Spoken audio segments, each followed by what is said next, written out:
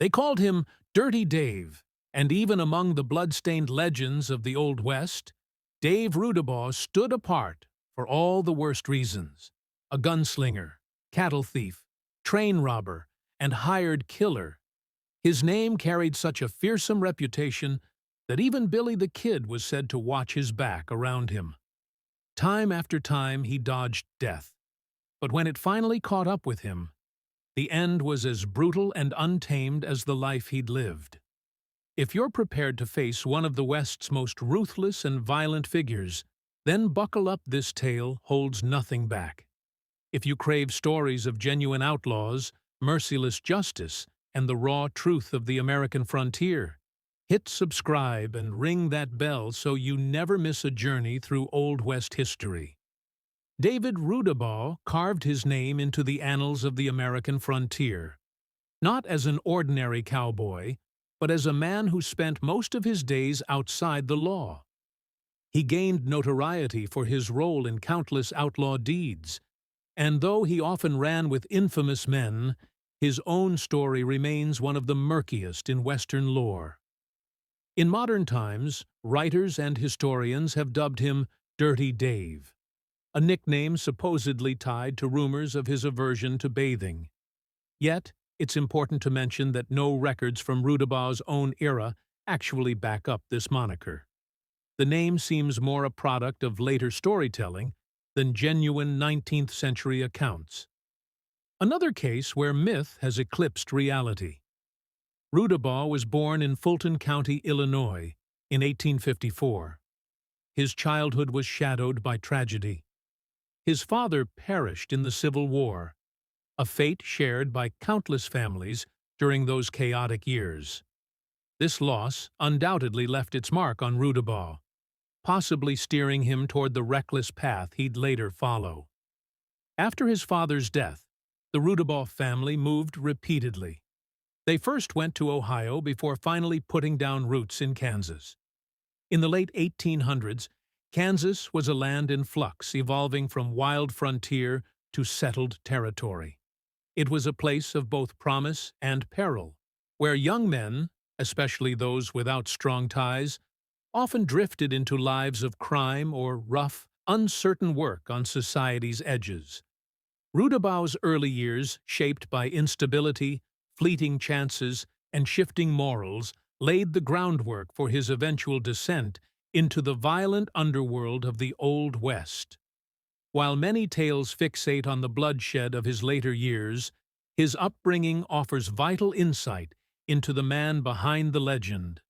Outlaw Dave Rudabaugh's infamy truly began to solidify in the early 1870s, during his time in Arkansas. It was in Arkansas that he fell in with a band of men who lived beyond the law, stealing cattle and committing theft, two of the most widespread outlaw trades of the time. Among his companions were Milton Yarberry, who would later become a disputed lawman in New Mexico, and the shadowy figure called Mysterious Dave Mather. These men formed part of a loosely knit crew, typical of many outlaw groups in the post-Civil War West. Less structured gangs and more fluid partnerships, bound by chance and convenience. Their crimes soon drew the eyes of the law, especially after rumors swirled about their involvement in a local rancher's death. Though no official charges were ever brought, the heat grew strong enough that all three men fled Arkansas. From here, historical records split. Some claim Rudabaugh and his associates headed to Decatur, Texas, a rowdy frontier town notorious for its lawlessness. Others argue that Rudabaugh broke away and ventured north to the Black Hills of South Dakota. In the mid-1870s, the Black Hills were surging with fortune seekers and schemers after gold was struck in the region. This rush brought both legitimate jobs and illegal ventures. Rudabaugh, it's believed, seized the moment, turning to stagecoach holdups, a lucrative crime that preyed on the movement of cash and mail through isolated stretches, where lawmen were few and far between. Around 1876, Rudabaugh supposedly joined forces with Mike Rourke and Dan Dement, forming a group later nicknamed the Trio by historians. The name wasn't used at the time, but has since been attached to their known operations. While details of their crimes remain hazy, they seem to have worked as a tight-knit crew, pulling off robberies and possibly running crooked gambling schemes. One particularly fascinating yet unconfirmed tale from this era suggests Rudabaugh and the notorious Doc Holliday once crossed paths in an unexpected exchange. Legend has it that Rudabaugh schooled Holliday in pistol handling, while Holliday, already a master gambler, returned the favor by teaching Rudabaugh the tricks of the gambling trade. Though this story can't be verified, it highlights how easily men in the Old West slipped between roles. One day an outlaw, the next a gambler, a hired gun, or even, at times, a lawman. In October 1876, Rudabaugh was allegedly involved in robbing a Santa Fe Railroad construction camp. These camps were easy pickings, workers were paid in cash, and security was lax. After the heist, Rudabaugh bolted south, dodging the local law. His escape forced authorities to take action. One of the men enlisted in the chase was Wyatt Earp, temporarily appointed as a deputy U.S. Marshal. Earp left Dodge City and pursued Rudabaugh across more than 400 grueling miles, evidence of law enforcement's increasing determination to rein in wandering outlaws during that era. Rudabaugh arrived at Fort Griffin, Texas, a remote military post along the Clear Fork of the Brazos River, mere days before his pursuer caught up. When Earp reached Fort Griffin, he headed straight for the town's most prominent watering hole, the Chancey Saloon. Its proprietor, John Chancey, had known Earp since their younger days. While Chancey couldn't pinpoint Rudabaugh's current whereabouts, he revealed the outlaw had recently been through town and recommended Earp consult a local gambler named Doc Holliday, who'd shared card games with him. This encounter between Earp and Holliday would become crucial, not just for tracking Rudabaugh, but also for forging what would become one of the West's most famous partnerships. Holliday informed Earp that Rudabaugh might be making his way back toward Kansas. Acting on this tip, Earp immediately telegraphed the information to Bat Masterson, then actively engaged in law enforcement work. This communication would play a key role in Rudabaugh's eventual capture. Apprehension and Freedom. Dave Rudabaugh's career in train robbery commenced in early 1878, during a period when such crimes were becoming more frequent, as railroads expanded across the frontier. On January 22nd that year, Rudabaugh and his gang attempted to hold up a train near Kinsley, Kansas. But the scheme fell apart almost immediately. The robbery failed completely, and the gang escaped empty-handed. Clear evidence of either their inexperience or faulty preparation. The law moved quickly in response. Within 24 hours, a posse had formed under Bat Masterson's command, already a prominent name in law enforcement circles. Masterson was accompanied by John Joshua Webb, who would become a recurring character in Rudabaugh's story. The pair successfully captured Rudabaugh and one of his partners, Ed West. The rest of the gang members were rounded up and arrested shortly afterward. Confronted with severe legal consequences, Rudabaugh made a calculated choice. He offered to assist prosecutors in return for immunity, a common tactic in the Old West where testifying against accomplices could secure one's own freedom. Rudabaugh's decision to turn on his former associates highlights both his flexibility and his strong survival instincts. After gaining his release, Rudabaugh didn't withdraw from frontier society.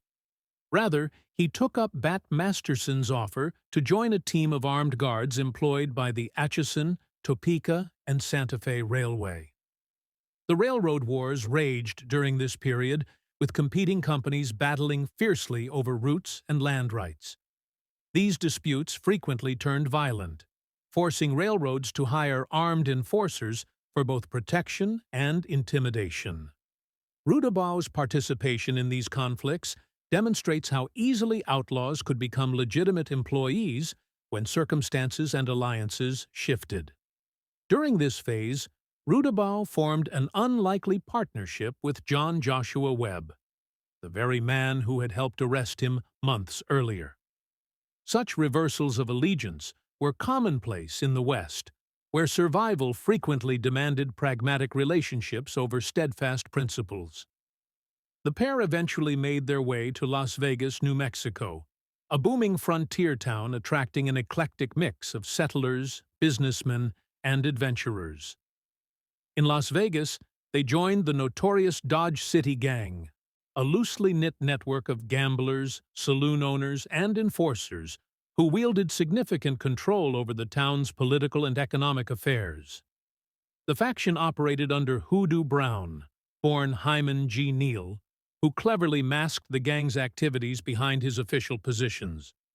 Rudabaugh's criminal experience and connections made him a valuable asset in this environment. By spring 1880, tensions within the gang reached a breaking point. When authorities arrested and charged Webb with murder, Rudabaugh demonstrated either remarkable loyalty or sheer desperation, perhaps both, by attempting to free his comrade. On April 5th, he and another gang member stormed the jail in a failed breakout attempt that turned deadly, claiming the life of Deputy Sheriff Antonio Lino Valdez. While contemporary accounts framed the incident as a violent confrontation, it undeniably marked the beginning of Rudabaugh's irreversible decline. His involvement made him a priority target for lawmen and effectively destroyed any chance of returning to respectable society. Outlaw's last stand, following the botched Las Vegas jailbreak, Dave Rudabaugh fled southeast to Fort Sumner, New Mexico, then a notorious haven for frontier fugitives. There he fell in with a band of outlaws that included the already legendary Billy the Kid. Though associates, the two men couldn't have been more different. The charismatic, locally supported Billy contrasted sharply with the brooding, feared Rudabaugh. Their partnership ended abruptly at Stinking Springs near modern-day Tybon, New Mexico. On December 23, 1880, Sheriff Pat Garrett's posse surrounded and captured the gang in a meticulously planned operation. Alongside Rudabaugh and Billy were Billy Wilson and several others. The high-profile arrests made headlines across the territory, with prisoners initially transported to Las Vegas under heavy guard. The situation remained volatile, with simmering public outrage over Deputy Valdez's death threatening vigilante justice. Authorities, fearing mob violence, transferred Rudabaugh and his companions to Santa Fe for safer, more orderly judicial proceedings. When Rudabaugh stood before the court in February 1881, the evidence proved overwhelming. He pleaded guilty to multiple counts of mail robbery, a grave federal offense, and received a crushing 99-year sentence. But his legal woes only deepened. Soon after, a separate trial convicted him for his role in Deputy Valdez's killing, a case that had inflamed Las Vegas residents. This time, the judgment was final: death by hanging. While awaiting execution, Rudabaugh found himself jailed alongside his old partner, John Joshua Webb, their criminal partnership now reduced to shared confinement. Territorial prisons in the 1880s offered wretched conditions and lax security. Seizing an opportunity, the pair attempted a breakout that turned deadly when fellow inmate Thomas Duffy perished under mysterious circumstances. Though initially thwarted, they eventually succeeded in their escape. Rudabaugh fled west again, disappearing into the loosely governed Arizona territory, where personal alliances often superseded legal authority. Historical accounts suggest Rudabaugh may have thrown his lot in with the notorious Clanton faction during this period. The group was then locked in a bloody feud with the Earp brothers, lawmen in Tombstone. While documentation is scarce, contemporary reports indicate Rudabaugh potentially participated in the ambush of Virgil Earp and Morgan Earp's assassination. Some sources even place him at Iron Springs during Wyatt Earp's fatal confrontation with curly-billed Brocius. You looking for me? Though these claims remain part of Western legend rather than proven fact, they underscore how Rudabaugh's path consistently intersected with the frontier's most violent episodes. Final chapter. With the Clanton faction's decline and Arizona's tensions easing, Dave Rudabaugh slipped across the Mexican border seeking either redemption or simply anonymity. He eventually put down roots near Parral, Chihuahua, in northern Mexico's rugged cattle country. Here, accounts diverge. Some portray him working honestly as a vaquero, while others claim he returned to rustling, that blurred line occupation so common along the frontier. What's certain is that Rudabaugh's violent past would find him one last time. On July 18, 1886, he became embroiled in a dispute at a Parral cantina that escalated into gunplay. When the smoke cleared, Dave Rudabaugh lay dead, his demise as chaotic and unceremonious as his life had been. The exact circumstances remain debated, but most versions agree the fatal shot came during an argument over cards or stolen livestock. Thus ended the journey of one of the West's most notorious figures, a man who rode with legends, cheated death repeatedly, yet ultimately fell to the same violence he had so often dealt others. His unmarked grave in Parral's cemetery stands as a quiet testament to the brutal realities of frontier justice. Dave Rudabaugh didn't just live on the fringes of the Old West, he haunted them. A drifter without a home, an outlaw without a cause, a man who stood shoulder to shoulder with legends, yet vanished into their shadows.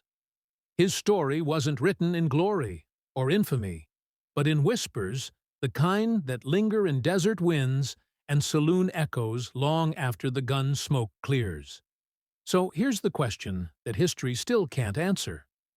Was Dirty Dave a villain, a victim, or something far more fascinating, a mirror to the lawless heart of the frontier itself?